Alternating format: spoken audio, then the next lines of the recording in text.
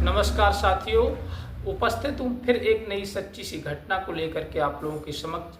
आज की जो सच्ची घटना है, इस घटना से आप बहुत कुछ सीख पाएंगे। इस घटना से आप बहुत कुछ अपने बच्चों को सिखा पाएंगे। दरअसल आज की जो सच्ची घटना ये महाराष्ट्र के ढोलपुर गांव से शुरू होती है। महाराष्ट्र के ढोलपुर गांव में एक जगदीश नाम का व्यक्ति अपनी पत्नी शारदा के साथ रहता था, लेकिन जगदीश बहुत ही कम पढ़ा लिखा व्यक्ति था और उसके पास खेती क्यारी का काम था। दूसरी कोई बिजनेस नहीं थी, कोई दूसरा इनकम का स्रोत नहीं था। जगदीश जो था अपनी खेती को किया करता था, इस प्रकार से अपनी दिनचर्या बिता रहा था। लगभग 8 से 10 बीघा उसके पास जमीन थी, उसी को करता था और उसी से जो उसकी प्रॉफिट होती थी, बैंक बैलेंस वगैरह सब कुछ बना करके रखता था। धीरे धीरे उन दोनों के बीच में, पति पत्नी के बीच में एक लड़की पैदा हो जाती है। उस लड़की के पैदा होने से घर में और बहुत सारी खुशियां आ जाती हैं और उस लड़की का नाम रोशनी रखा जाता है। जगदीश सोचता है कि मैंने तो पढ़ाई नहीं की, लेकिन मेरे बीच में जो लड़की है रोशनी, कम से कम उसकी तो पढ़ाई करवा दूं। लड़की जब लगभग 5-7 साल की हो जाती है, स्कूल जाने लगती है, लेकिन पढ़ने में लड़की होशियार होती है। जब भी जगदीश स्कूल जाता है तब अपनी बच्ची के बारे में पूछता है। टीचर बड़ी बड़ाई करते हैं कि आपकी बेटी बहुत पढ़ने में होशियार है। जगदीश भी खुश हो जाता है, उसका सीना गदगद हो जाता है कि हमारी बच्चे की टीचर तारीफ कर रहे हैं। इस प्रकार से उसकी जो बच्ची होती है पढ़ती चली जाती है और हाई स्कूल के बाद इंटर की परीक्षा अच्छे नंबरों से पास कर लेती है। काफ़ी समय बीत जाता है। जब इंटर की परीक्षा पास करती है, उसके बाद में जो रोशनी होती है वो एक दिन अपने पिता से कहती है कि पिताजी, मुझे एक फ़ोन की ज़रूरत है। और आज के दौर में आप देख रहे हो कि फ़ोन कितना ज़रूरी हो गया है हर इंसान के लिए। फ़ोन के बिना तो अब कोई काम ही नहीं चल रहा है। हर इंसान पैसे का लेन देन वो भी फ़ोन से कर रहा है, बात करना। और वैसे भी घर में कोई फ़ोन नहीं है और एक फ़ोन तो घर में कम से कम होना चाहिए, ननिहाल से बात करने के लिए, कहीं रिश्तेदारी से बात करने के लिए, और घर में एक भी फ़ोन नहीं है। उसके पिता जगदीश कहते हैं, बेटी बात तो तू सही कह रही है, हम तो अनपढ़ थे इसलिए नहीं लिया, लेकिन तू पढ़ी लिखी है तो ये फ़ोन लेकर के हम जरूर देंगे।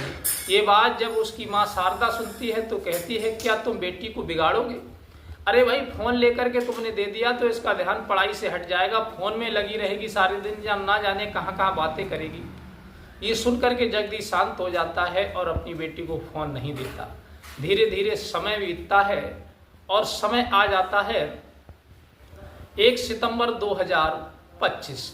1 सितंबर 2025 को जगदीश अपने खेतों में फसल देखने के लिए जाता है और उसी का एक मिलने वाला व्यक्ति होता है, मित्र होता है।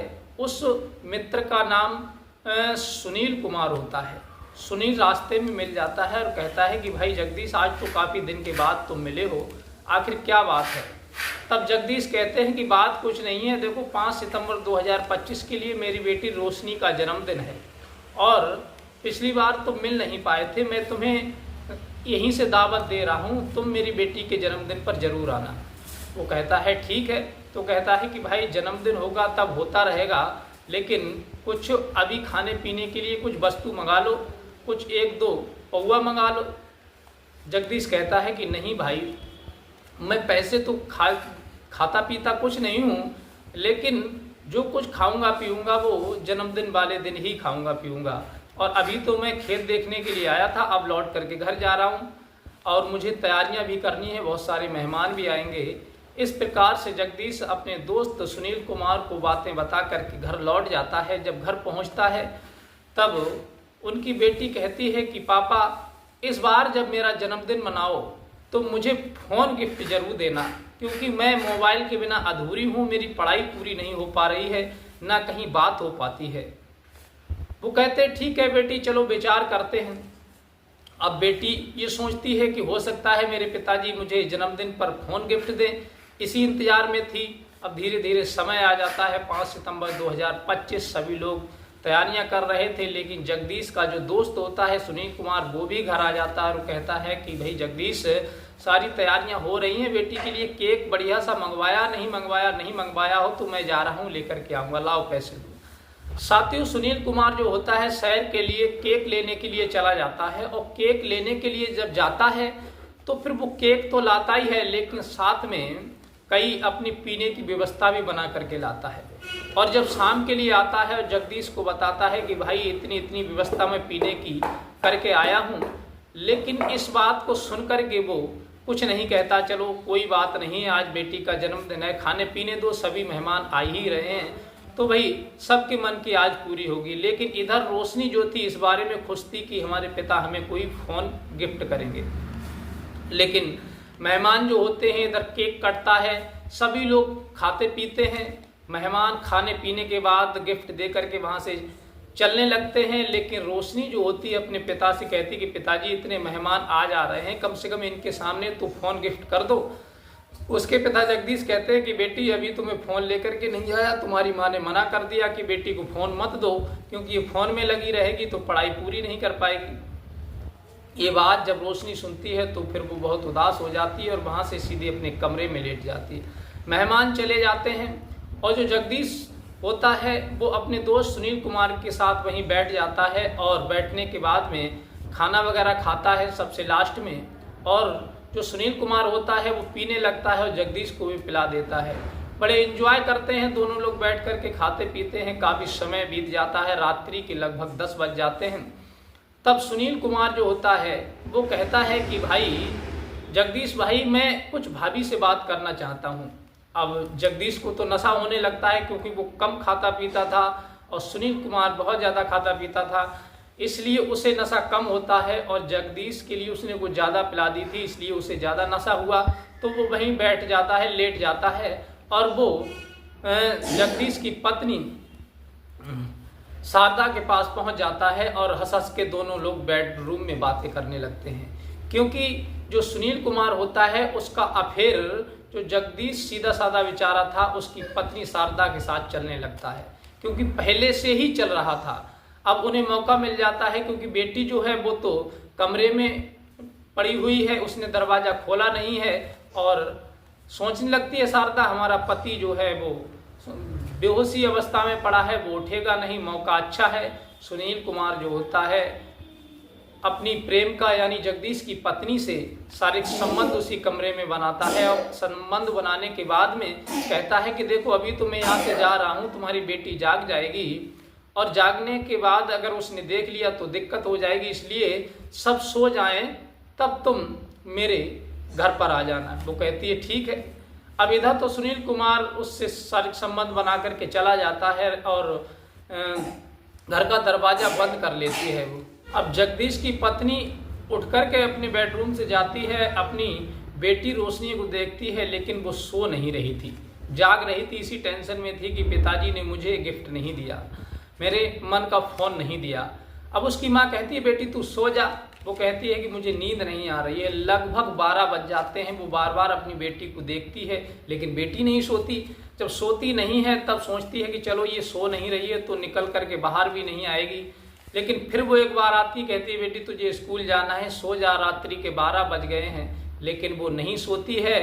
तब सोचती है शारदा कि अब मुझे ही कुछ करना पड़ेगा। तब वो चुपके से उठ करके जाती है, अपने पति को देखती है, वो बेहोशी अवस्था में पड़े थे जगदीश, और वहाँ से निकल करके सीधी चल देती है उस सुनील कुमार के घर की तरफ। लेकिन रोशनी जो होती है वो समझ जाती है, उसे पहले से ही अपनी माँ पर शक था, समझ जाती है कि दरवाज़ा खोला है, आखिर माँ कहाँ गई है। फिर वो निकल करके देखती है और उसकी माँ जो होती है सुनील कुमार के घर की तरफ जा रही होती है।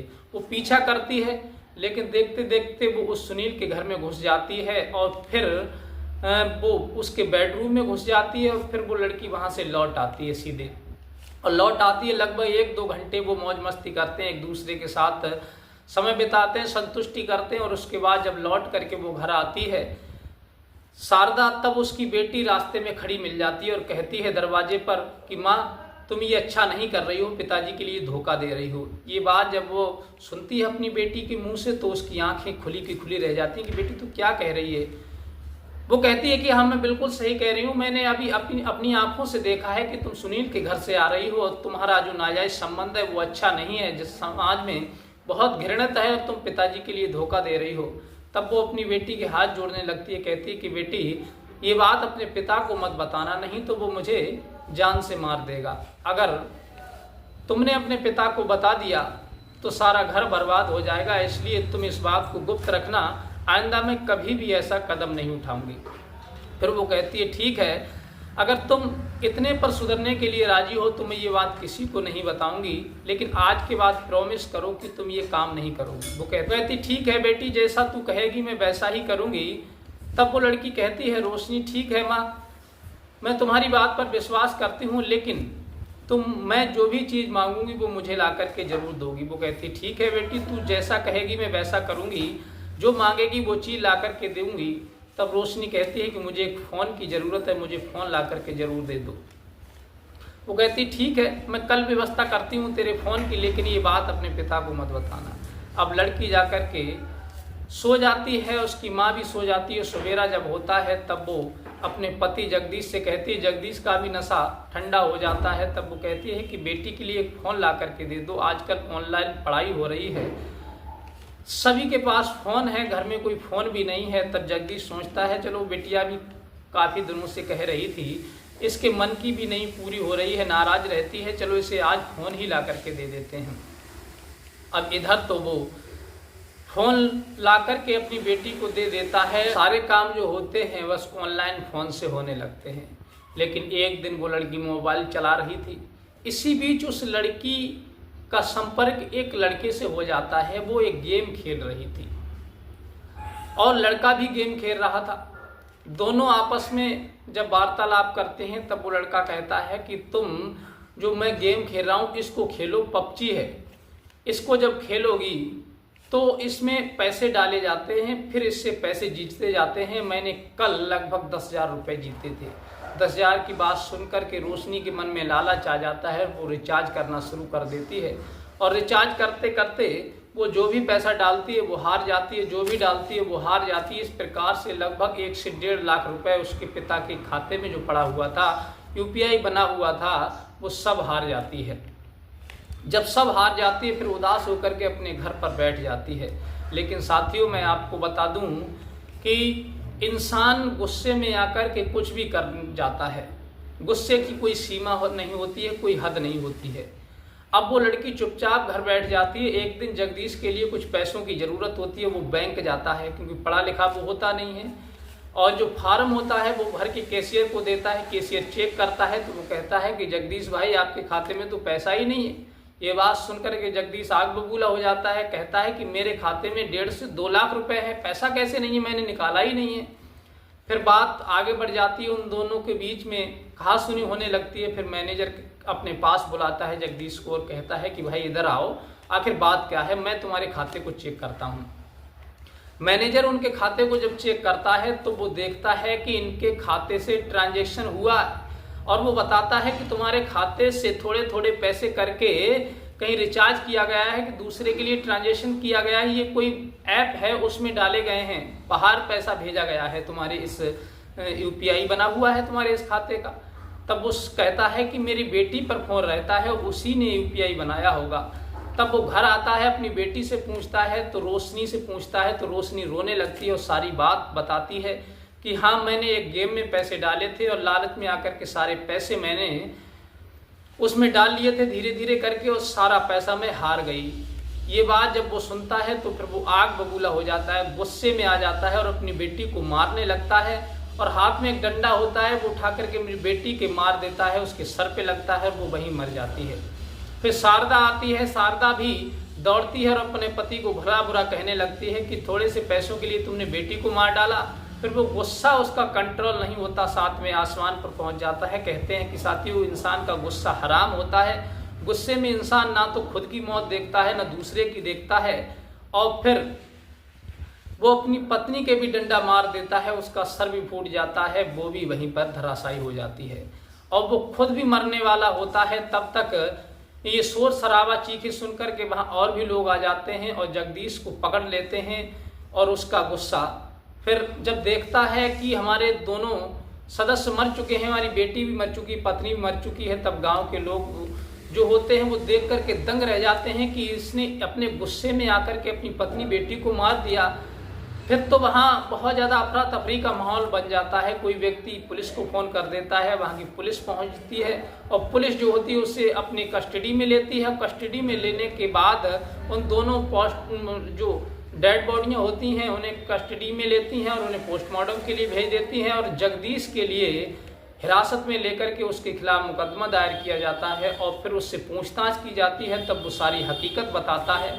पुलिस कहती है कि अब सारी ज़िंदगी जेल में चक्की पीसते रहो, क्योंकि अब ना तो तुम्हें पैसा मिलेगा, ना तुम्हारी लड़की मिलेगी, ना तुम्हारी पत्नी मिलेगी। तुमने गुस्से में आकर के इतना बड़ा कदम उठाया। तो साथियों, उसे कोर्ट में पेश किया जाता है। कोर्ट में पेश करने के बाद पुलिस उसे जेल भेज देती है और साथियों उसके लिए कोर्ट ने क्या सजा दी ये तो भविष्य ही बता सकता है, वो कब छूटेगा या नहीं छूटेगा। लेकिन ये कहानी सुना करके हमारा उद्देश्य किसी का दिल दुखाना, किसी की भावनाओं को ठेस पहुंचाना नहीं है। हमारा उद्देश्य केवल आपको जागरूक और सतर्क करना है। इस वीडियो से आपको क्या सीख मिली, एक फ़ोन ने पूरे घर को किस तरह से तबाह और बर्बाद कर दिया, आपको जो भी सीख मिली हो, क्या जगदीश ने ये सही किया या गलत किया, जगदीश का जो गुस्सा था, उसने जो गुस्से में आकर के कदम उठाया वो जायज़ था नाजायज़ था। आपकी जो भी राय हो अपनी राय हमें कमेंट बॉक्स में दे सकते हैं। और वीडियो अच्छी लगी हो तो लाइक कीजिए, चैनल को सब्सक्राइब कीजिए, हमें सपोर्ट कीजिए, जिससे हम इसी प्रकार की और नेक्स्ट घटना लेकर के आप लोगों के समक्ष आते रहें, आपको कुछ ना कुछ नया सीखने को मिलता रहे। तब तक के लिए अपने भाई को दीजिए इजाज़त। जय हिंद, जय भारत।